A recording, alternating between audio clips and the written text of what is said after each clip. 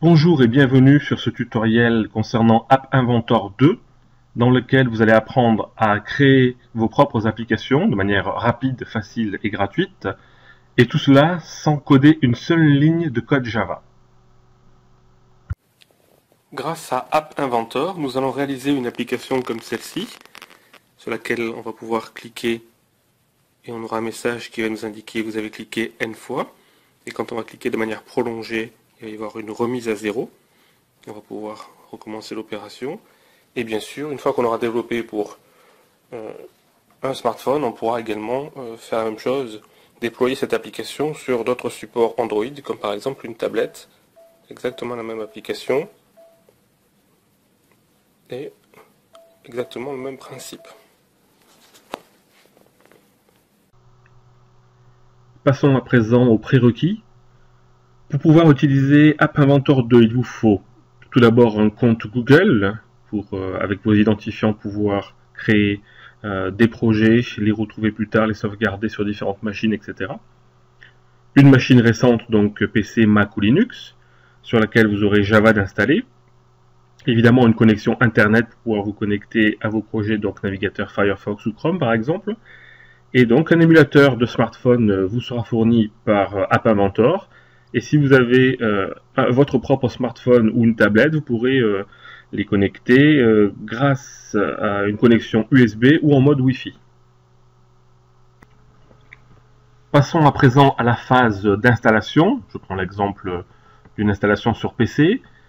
Vous allez pouvoir vous connecter sur le site explore.appinventor.mit.edu /AI2 pour App Inventor 2 /setup. Et vous allez constater qu'on a trois solutions possibles. Donc une en émulateur et deux autres avec un smartphone. La première donc avec un émulateur, c'est le principe d'un PC qui va émuler le comportement d'un smartphone dans une petite fenêtre. Les deux autres, donc en smartphone Wi-Fi ou USB, vous l'avez compris, ne se différencient l'un de l'autre que par le mode de connexion qu'on utilise entre le PC et la tablette ou le smartphone qu'on utilise. Ici, par exemple, il faut travailler sur le même réseau Wi-Fi. Et ici, solution numéro 3, on connecte notre tablette ou notre smartphone en mode USB, en connexion USB, avec notre PC. Nous allons tout d'abord nous intéresser à cette première solution, donc avec l'émulateur, celle qui consiste à avoir un PC et virtuellement un smartphone ici qui va être émulé, donc simulé si vous voulez. Et donc il y a simplement trois étapes nécessaires. La première, installer sur votre ordinateur le logiciel App Inventor Setup. Ensuite, lancer un logiciel qui s'appelle AI Starter, donc sous Windows et Linux sur votre ordinateur. Et troisième phase, donc dans l'environnement App Inventor, il faudra se connecter à l'émulateur et lancer le projet sur cet émulateur pour tester le visuel, le rendu et le comportement de votre projet. Donc concrètement, comment va se dérouler cette installation? Vous vous connectez sur le site explore.appinventor.mit.edu /AI2 /setup. Vous allez obtenir cette page, Setup App Inventor 2 et les trois configurations dont je vous parlais tout à l'heure. Avec celle-ci qui est pour eux la plus recommandée, la préférée. Et nous, on a dit qu'on allait commencer par celle-ci, l'option numéro 2, où vous allez simplement en émulateur. Vous allez cliquer sur Instructions ici. On arrive sur une autre page qui va nous donner un petit peu plus de détails concernant l'install à effectuer. Et donc, je vais prendre l'exemple de les instructions pour Windows, l'installation pour Windows ici. Vous cliquez sur ce lien. Et donc, vous allez lire un petit peu la documentation, mais le plus simple, c'est d'aller ensuite cliquer sur Download the Installer. Ça sera l'installation de votre logiciel. Donc, App Inventor Setup version 2.2 ici actuellement, 92 mégas. Donc, enregistrez le fichier quelque part sur votre disque dur. Ici, par exemple, je l'ai mis dans C2.1 App Inventor 2 et je vous passe le détail de l'installation. C'est un petit peu long, mais on revient tout de suite une fois que vous l'aurez installé. Une fois que vous avez téléchargé ce logiciel, App Inventor Setup Installer version 2.2, vous allez faire bouton droit de la souris pour obtenir un sous-menu et exécuter en tant qu'administrateur. Ensuite, vous acceptez donc de l'installer, oui, et vous gardez les propositions par défaut, donc c'est-à-dire Next, je suis d'accord avec la licence. Ici, moi, je suis en 64 donc sur App Inventor dans Program Files, Next, je garde le titre proposé, App Inventor Setup, et j'installe. Fini, je peux terminer, et voilà.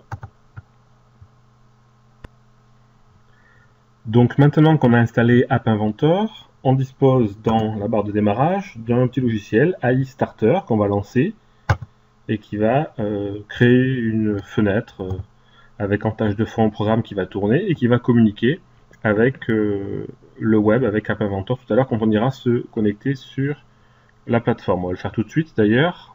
Donc on laisse cette fenêtre tourner en tâche de fond et on va sur Internet. Donc là je reviens sur ma page web de tout à l'heure. On a déjà fait l'installation et je descends un petit peu plus bas donc pour aller vers Setup Emulator. Donc ça charge la page suivante pour nous expliquer ce que je viens de vous montrer, qu'il faut lancer ce petit logiciel AI Starter. Et ensuite, on va pouvoir aller sur la page principale du projet App Inventor, donc AI2 appinventor.mit.edu. Donc je l'ouvre dans un nouvel onglet. Et dans ce nouvel onglet, on va me demander mes logins et mots de passe de Google. Donc là, je retape les logins et mots de passe de mon compte. Voilà, donc ça charge. Et donc on arrive sur la plateforme App Inventor à proprement parler, avec des petits messages de bienvenue, etc. Pas mal de choses quand il faut mettre à jour, lisez assez régulièrement ces informations-là. Je clique sur continue, et vous donc derrière, vous n'aurez rien pour le moment. Moi j'ai plusieurs projets, là j'ai le dernier projet en cours qui s'est affiché. Donc là, vous n'aurez ici rien dans cette page pour le moment. Au départ, tout est blanc et vous n'avez aucun projet. On va pouvoir cliquer sur New Project pour créer notre nouveau projet. Pour créer notre nouveau projet, on va donc cliquer ici sur New Project. Ça nous propose d'entrer un nom. On va rentrer par exemple tuto. Cliquez OK pour valider. Le fichier est créé et donc on arrive sur un espace vierge ici où on a donc sur la gauche les différentes palettes disponibles. Donc on a différentes palettes utilisables comme User Interface, Layout, Media, Drawing, Animation, etc. On les verra au fur et à mesure. Et de l'autre côté, deux boutons très importants ici, Designer et Blocks pour basculer du mode Interface of Machine ici au mode Blocks de l'autre côté, c'est-à-dire comportement, ce qu'on va faire au système selon les interactions de l'utilisateur. Donc, tout d'abord, ce qu'on voudrait, nous, c'est par exemple déposer un bouton. Donc on va prendre ici le bouton, faire un glisser, déposer, et déposer ce bouton ici sur la palette. Donc on peut tout de suite changer son nom par exemple, texte sur bouton noir, on voit sur la partie droite ici, et on va cliquer ici dans texte sur cliquez-moi par exemple, et valider. Donc on voit que le nom ici a changé, on peut changer sa taille, il est en 14, on va mettre 30 par exemple. Voilà, et puis si on veut que le bouton soit large, le plus large possible sur toute la largeur de la page, de la fenêtre de l'application, on peut aller tout en bas dans largeur ici, wide, et mettre fill parent pour faire en sorte que le bouton soit aussi large que la fenêtre parent, donc c'est-à-dire l'application elle-même.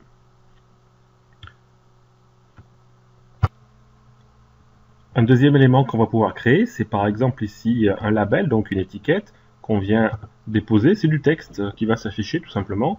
Donc à la place de text for label 1, on va aller comme tout à l'heure changer dans les propriétés du texte et mettre par exemple bienvenue. On valide, et puis comme tout à l'heure aussi on peut changer la taille, je vais mettre du 25 par exemple, la couleur éventuellement, la police, différents éléments. Est-ce qu'on peut mettre en gras, en italique, en souligné? Non, il n'y a pas de souligné. En gras ou en italique. Et puis une couleur de fond par exemple, etc. Et comme tout à l'heure aussi, je peux faire en sorte que ça soit aussi large que toute l'application.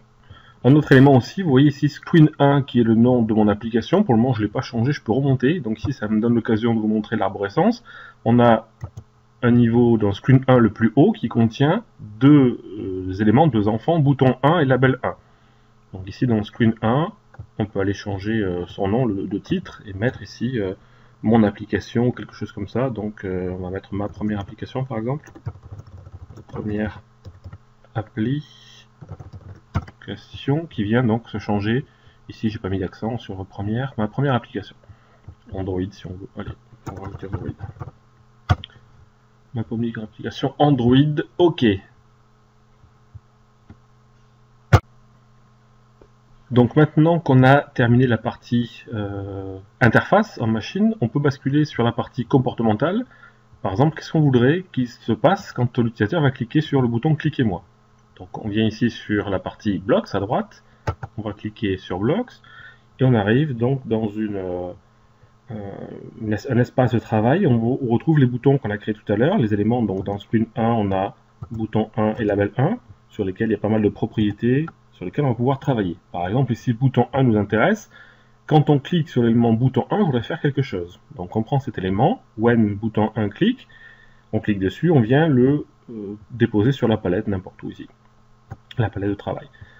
Donc quand bouton 1 est cliqué, qu'est-ce que je voudrais faire? Moi je voudrais par exemple changer le label, où tout à l'heure il y avait écrit, donc je reviens pour vous montrer bienvenue. Je voudrais qu'ici mon message s'affiche bonjour par exemple, ou salut. On va mettre salut. Donc je vais dire que label 1 qui est ici, je vais cliquer dessus.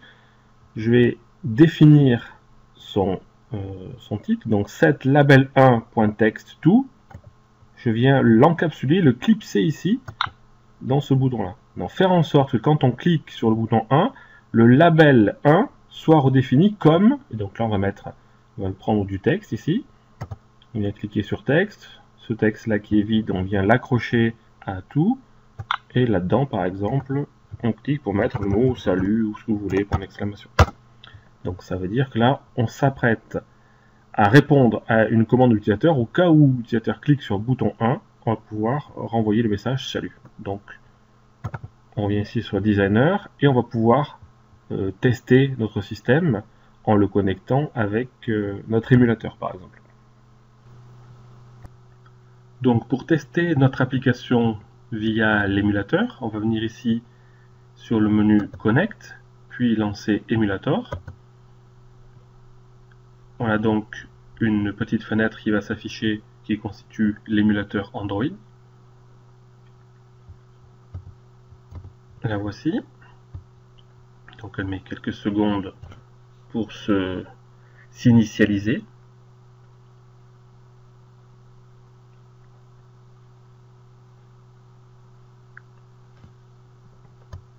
Donc pour rappel, on doit toujours avoir la petite fenêtre qui tourne en tâche de fond, celle qui constitue le AI Starter, donc App Inventor Starter qui tourne et qui connecte notre système et le smartphone par exemple. Donc ici je vais débloquer l'application en cliquant sur le cadenas et en portant vers la droite. Et donc après quelques secondes, le projet qui est ici présent sur ma palette de travail devrait être envoyé vers le compagnon. Ici ce qu'on appelle le compagnon, c'est le système qui est sur le smartphone, donc pour nous montrer une émulation, un simulateur de ce que pourrait être la représentation de notre application.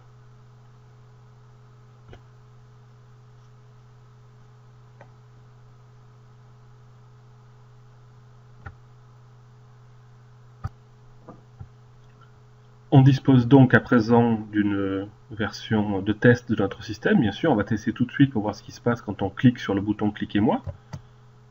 Donc on arrive sur l'application, on va tenter ici Cliquez-moi, effectivement le message Salut s'affiche. Donc c'est là que ça devient intéressant parce qu'on va pouvoir à la volée modifier un petit peu des éléments sur notre palette de travail et ces informations vont être prises en compte directement sur l'émulateur. Donc par exemple ici cette couleur de fond bleu ne me plaît pas trop, je vais la changer. Donc je reviens sur label ici. Le bleu, je vais mettre du vert par exemple. Je reviens. Donc on voit bien que sur mon palette de travail ça a changé, mais également sur ici le message. Et donc on est revenu à l'initialisation au message salut, bienvenue de départ à la place de salut.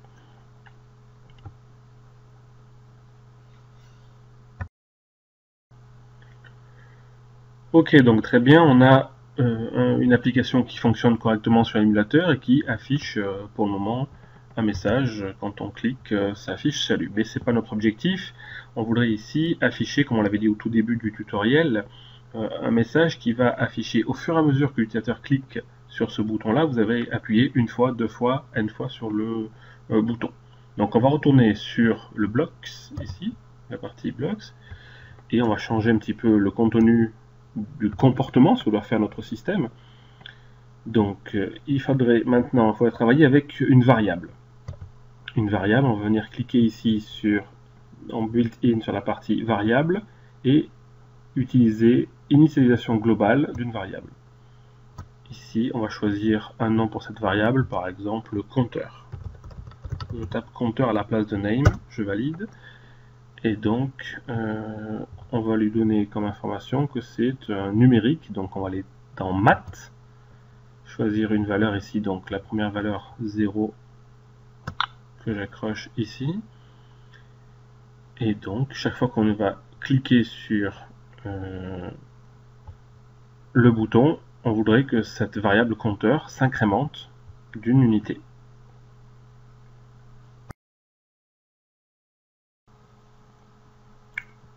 Donc pour manipuler notre variable compteur, on va retourner dans le menu ici built-in variable et on voit qu'on peut faire un get ou un set, c'est-à-dire récupérer la valeur de la variable ou définir la valeur de la variable. Nous c'est ce qu'on voudrait faire, on va utiliser le set pour définir la valeur d'une variable. Vous voyez qu'il y a un petit point d'exclamation rouge qui nous dit je ne sais pas encore sur quoi travailler, donc on ouvre le petit menu déroulant et il n'y a qu'une seule variable ici, c'est la variable globale qui s'appelle compteur qu'on a définie tout à l'heure. Ici. Donc, je voudrais définir la variable compteur comme étant une addition. Donc, je reviens dans la partie maths, je prends l'élément addition ici, je l'accroche, l'addition de quelque chose plus quelque chose d'autre. Donc, le premier élément, c'est la valeur elle-même du compteur, plus 1. Donc, la valeur elle-même du compteur, je vais retrouver ça dans variable, get pour récupérer un élément, que j'accroche ici, et toujours comme tout à l'heure, j'ouvre le menu déroulant, je prends la valeur compteur ici, il n'y en a qu'une actuellement.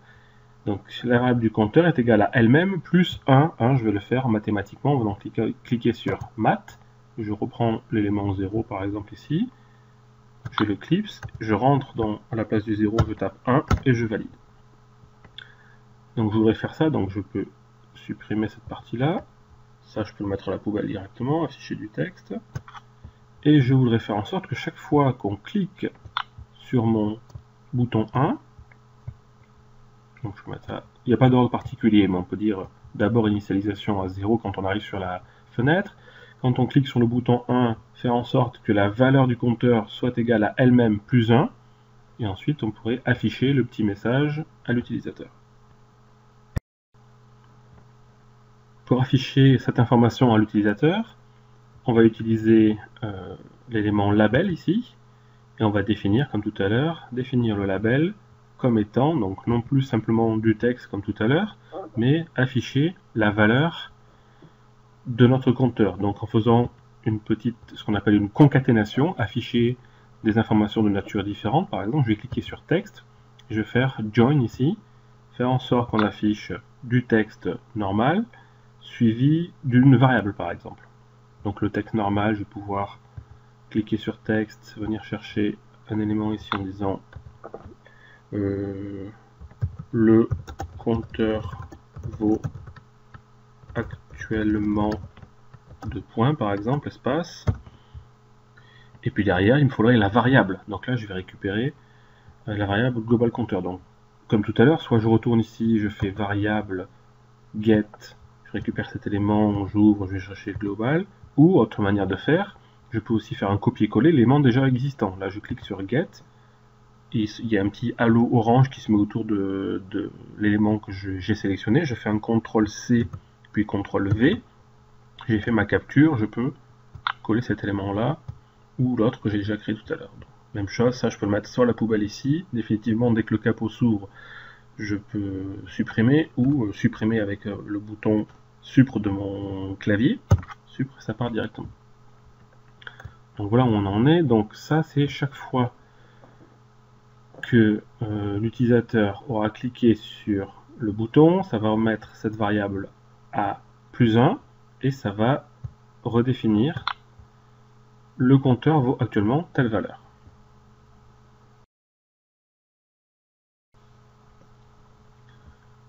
Il ne reste plus qu'à tester si ça fonctionne. Donc on revient sur notre émulateur. On n'a rien changé, on n'a pas recompilé ou quoi que ce soit. Donc on avait tout à l'heure l'ancien message salut. Je vais cliquer sur cliquez-moi et donc tout ce travail-là va être mis en œuvre. Cliquez. Le compteur vaut actuellement 1, 2, 3, 4, 5, etc. Ok, ça fonctionne correctement. On a également la possibilité de modifier nos composants à la volée pour changer de comportement. Par exemple, ici, on a un join avec 2 éléments seulement. Je clique sur la petite molette qui est ici et je dis que je voudrais en fait rajouter un 3e élément. Ici, on voit que ça se propose. Donc là, je voudrais finalement afficher quelque chose comme le compteur vaut, ou alors vous avez cliqué n fois. Je vais changer ma phrase ici. Vous avez cliqué un petit espace, donc ça va mettre le compteur, et ici fois, donc là le texte fois, je vais venir rajouter ici fois avec peut-être un point d'exclamation par exemple. Donc là vous avez cliqué 1 fois, 2 fois, 3 fois, etc. Donc je vais retester ce comportement là. Vous avez cliqué un petit espace qui manque devant le F, je vais ici revenir mettre espace fois. Ok, je reviens sur mon émulateur et je reteste. Vous avez cliqué 6 fois, 7 fois, 8 fois, etc. Ok, ça fonctionne bien. Ce qui m'intéresse à présent, ça serait d'avoir une autre information qui s'afficherait quand l'utilisateur cliquerait de manière prolongée sur ce bouton-là, au lieu de cliquer simplement comme ici, d'incrémenter le compteur. S'il clique de manière prolongée, je voudrais remettre à 0 le compteur et le notifier à l'utilisateur. Donc pour faire ça, je vais retourner dans Screen 1 ici, cliquer sur bouton 1, et parmi tous les composants possibles, il y a cet événement-là qui m'intéresse, le clic long clic, clic de manière prolongée. Lorsqu'on clique sur le bouton 1 de manière prolongée, moi je voudrais simplement remettre mon compteur à 0, donc très facile. Je vais faire un copier-coller par exemple sur le set global compteur. CTRL-C, CTRL-V. Je détache la deuxième partie qui ne m'intéresse pas, je vais juste remettre à 0 le compteur par exemple. Donc le compteur est remis à 0, mais l'utilisateur lui n'en saura rien, donc il faut quand même le notifier. Je supprime cet élément là, oui, ok. J'ai cliqué sur Supr de mon clavier pour faire ça. Et puis donc je vais faire un copier-coller ici du label, CTRL-C, CTRL-V, que j'attache là-dessous. Et je vais faire plus simple que ça, je vais enlever toute la partie join qui ne m'intéresse pas, juste récupérer un petit élément d'affichage, remise à 0 par exemple, je peux mettre remise à 0 par exemple, en exclamation, hop, ok, tout ça, poubelle. Donc 2 comportements possibles, comme toujours, incrémentation avec cette partie-là lorsque je clique sur le bouton, et pour un clic long, allongé, donc prolongé, remise à 0, donc de la variable physiquement, et ensuite affichage pour que l'utilisateur s'en rende compte. Ok, on va tester ça tout de suite. Donc ici, vous avez cliqué, donc on était sur 14 fois, je clique, 15, 16, 17, ça fonctionne toujours, je clique de manière prolongée, remise à 0, ok, et je repars, clic simple, ok, ça marche très bien, parfait. Revenons à présent sur notre support de cours. Donc vous vous rappelez tout à l'heure ce que je vous avais présenté, c'était la partie 1, on a travaillé sur l'émulateur, c'est-à-dire que on a travaillé ici juste avec un simple PC et le système était émulé, simulé sur un écran. Et à présent, puisqu'on voudrait tester notre application en réel, on va devoir se connecter soit en Wi-Fi, soit en USB. Donc les deux autres manières de faire, avec liaison USB ou Wi-Fi, les deux doivent être sur le même réseau. Elles vont nécessiter, ces deux-là, donc ça on l'a fait tout à l'heure, je passe à la suivante, l'installation d'un logiciel qu'on appelle le MIT App Inventor 2 Companion, un petit logiciel qui va être installé sur votre Android, smartphone, tablette, etc. et qui va faire la liaison entre le web et ici la partie qui est installée sur votre smartphone. Donc ce sera exactement la même chose. Donc là, je vais détailler un petit peu plus quels sont les éléments à intégrer, à installer sur votre smartphone. Par exemple ici pour se connecter en USB.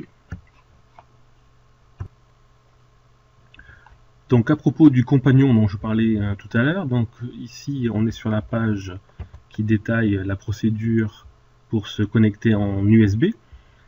Et donc vous allez voir qu'un peu plus bas, on nous propose deux manières de récupérer le compagnon.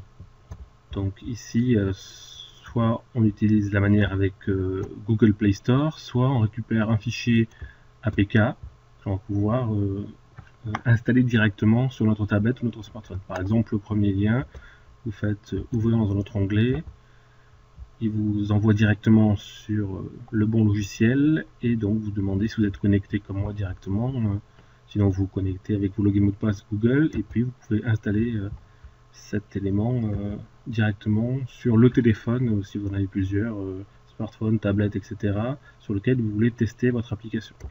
Là je ne pourrais pas le faire puisque je l'ai déjà installé.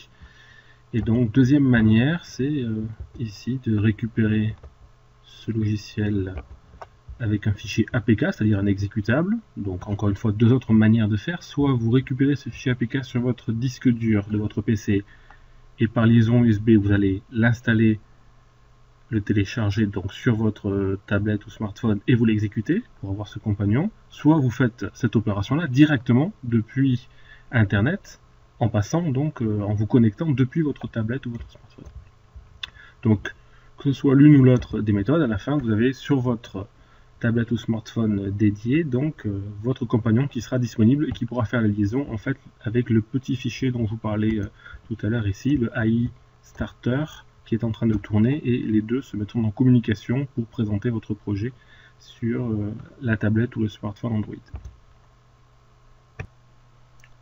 À présent, si on veut tester notre application sur un réel smartphone Android ou sur une tablette Android, il faut tout d'abord aller faire quelques manipulations, une fois pour toutes.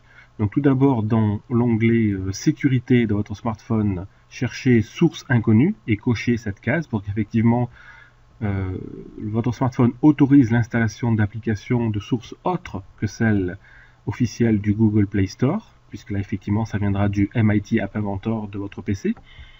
Et dans options de développement, vous devez cocher également débogage USB pour autoriser une liaison entre votre smartphone et votre PC.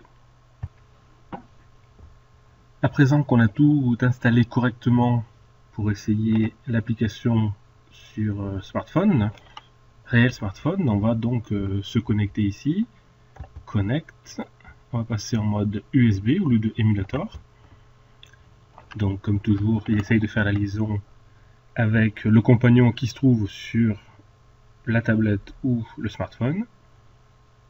Et dès que c'est disponible, il l'affiche sur l'écran du smartphone quand on va pouvoir le tester tout de suite.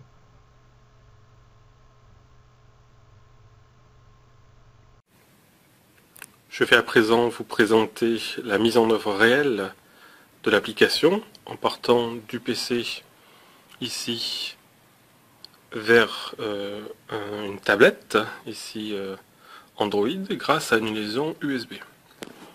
Donc on va se connecter, notre projet est en cours, on va aller dans le menu Connect, puis USB. Le système nous indique qu'une liaison est en cours.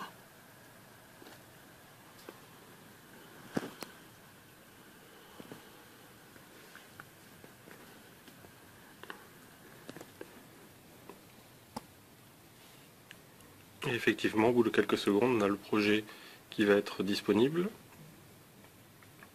et que l'on va pouvoir tester réellement. Donc ici en cliquant une fois, deux fois, trois fois, etc.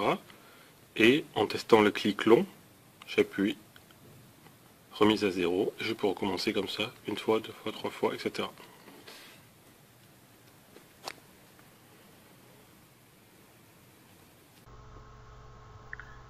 Vous avez donc compris comment tester votre application Android sur un smartphone ou une tablette, mais attention, là vous avez juste testé votre application et vous ne l'avez pas déployée sur votre tablette ou votre smartphone. Donc là, dès que vous allez déconnecter votre câble USB ou si vous étiez en Wi-Fi, vous déconnectez le Wi-Fi, votre application est perdue, elle était juste en mémoire et non pas réellement stockée. Si on veut la stocker, il va falloir aller dans le menu Build ici et puis construire, donc par deux manières différentes, soit avec un QR code, soit avec un APK, donc un fichier ici qu'on va d'abord télécharger sur notre PC et ensuite le transférer vers Android. Donc je vais d'abord faire cette méthode ici, enfin je vais vous en montrer que celle-ci. Donc ici, je crée le fichier APK, donc APK c'est un fichier packagé si vous voulez, qui va récupérer toutes les informations, à la fois la partie IHM et la partie comportement. Donc enregistrer sous, là je vais venir enregistrer ça sous le répertoire que j'avais utilisé tout à l'heure pour App Inventor 2, enregistrer, et donc on a ce fichier là qui est disponible. Donc je retourne sous ces deux points, pour App Inventor 2, j'ai un fichier APK de 1295 kiloclés, donc 1,26 MB. Je vais en faire une copie. Et donc pour que vous puissiez un petit peu suivre ce qui se passe sur mon écran, j'ai mon écran de smartphone. J'ai utilisé le logiciel MyMobiler qui permet de visualiser sur l'écran du PC tout ce qui se passe sur le smartphone. Donc dès que je ferai des manipulations sur mon smartphone, vous les verrez. Donc je prends ce fichier tuto APK et je vais aller le transférer, faire une copie, donc CTRL-C, je viens de faire à l'instant, et je vais aller déposer une copie dans, alors j'ai un Galaxy, donc GT, je rentre dans ce répertoire phone, ensuite dans Download par exemple, et Download, je fais un coller ici de ce fichier APK, donc mon tuto APK. À présent, là, vous allez voir ce qui se passe ici, je vais manipuler mon smartphone, je vais aller dans mes fichiers. Dans mes fichiers, je vais regarder dans tous les fichiers. Ensuite dans Download. Et dans Download, on tombe sur le fichier APK que je viens de télécharger ici. C'est celui-ci qui est là. Je clique dessus pour installer le fichier. Donc en bas, la procédure classique. Vous voyez que j'appuie sur Install. Après quelques secondes, vous allez voir ce qui se passe sur mon smartphone. Tuto application installée, ouvrir par exemple pour la tester. Et voilà, là je vais cliquer une fois, deux fois, trois fois, etc. sur mon smartphone. Ça fonctionne correctement comme tout à l'heure. Mais là, j'appuie sur mon bouton remise à 0, ça fonctionne aussi.